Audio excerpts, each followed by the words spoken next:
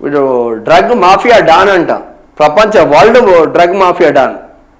చూడు, మెక్సికోలోని జెలాస్కాలో చెలరేగిన హింస కారణంగా మంటల్లో కాలిపోతున్న వాహనాలు. Drug mafia don El Mencho అంట. అట్టుడికిన Mexico drug mafia don El Mencho హతం. అనంతరం రెచ్చిపోయిన అతడి అనుచరులు.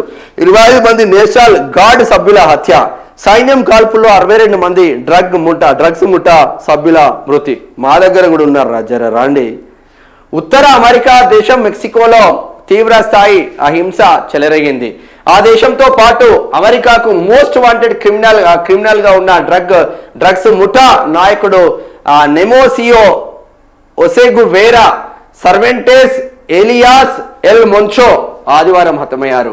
అనంతరం మెక్సికో వ్యాప్తంగా పలు రాష్ట్రాల్లో అతడి అనుచరులు దాడులకు దిగి 25 మంది నేషనల్ గార్డ్ సభ్యులను హత్య చేశారు. 59 ఏళ్ల ఎల్ మెంచోను అదుపులోకి తీసుకునేందుకు అతడి స్వరాష్ట్రమైన హలిస్కాలోని తపల్పాలో మెక్సికో సైన్యం ఆదివారం భారీ ఆపరేషన్ చేపట్టింది. ఆ ప్రాంతాన్ని చుట్టుముట్టి సోదాలు నిర్వహించింది. ఎల్ మెంచో అనుచరులు కాల్పులకు దిగడంతో సైన్యం ఎదురుకాల్పులు జరిపింది. ఈ ఆపరేషన్లో దాదాపు 62 మంది డ్రగ్స్ ముఠా సభ్యులు హతమైనట్లు తెలుస్తుంది. కాల్పుల్లో గాయపడ్డ ఎల్ మెంచోను గగన మార్గంలో మెక్సికో సిటీకి తరలించేందుకు సైన్యం ప్రయత్నించింది. వారే వా, రెండో పేజా ఒకసారి చూద్దాం. ఇది గమ్మతుందే, నార్మల్గా లేదు ఇది కథ. అయితే అక్కడికి చేరుకునే లోపే అతడు మరణించారు. ఎల్ మెంచో లక్ష్యంగా మెక్సికో సైన్యం ఆపరేషన్ కు తాము నిఘా సహకారం అందించడంలో అమెరికా ధృవీకరించింది. పలు రాష్ట్రాల్లో రహదారుల దిగ్బంధం.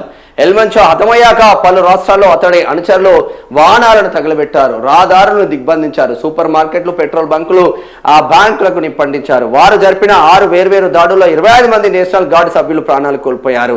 ఈ పరిణామాలతో చాలా రాష్ట్రాల్లో పాఠశాలలను సోమవారం మూసివేశారు. అత్యవసరమైతే తప్ప బయటికి రావద్దని భారత్ సహా పలు దేశాలు మెక్సికోలోని తమ పౌరులకు అడ్వైజరీ జారీ చేశారు. తాజా హింసతో సాధారణ పౌరులు ప్రాణాలు కోల్పోయినట్లు తెలుస్తుంది.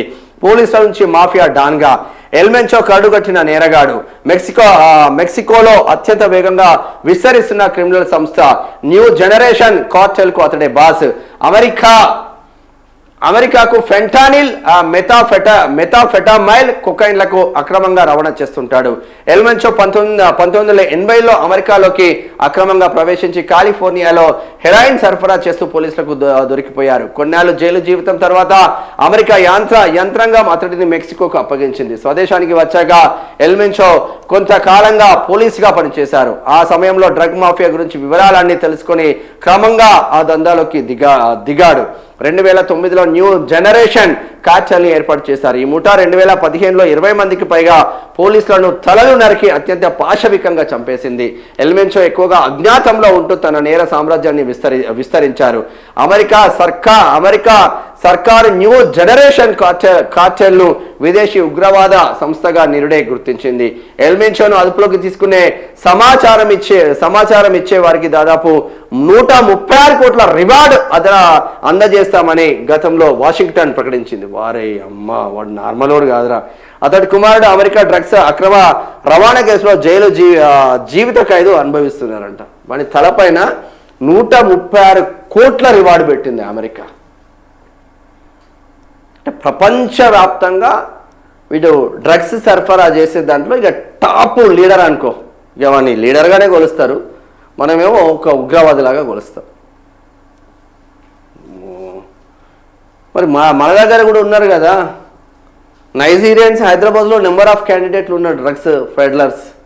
మరి వాళ్ళని ఏడ పట్టుకోవట్లేదు. మనమేమో లంచాలకు మరుగుతాయి. మనకి పైసలు వస్తాయి, 60 ఎవడెక్కడ పోతుంది మనకు. ఈ వ్యవస్థ చూడండి, భారతదేశ వ్యాప్తంగా డబ్బులు వస్తాయి చాలు. అవసరం అంటే దేశాన్ని అమ్ముతారు దరిద్రులు. అట్లా పాడేయాలి కొందరు.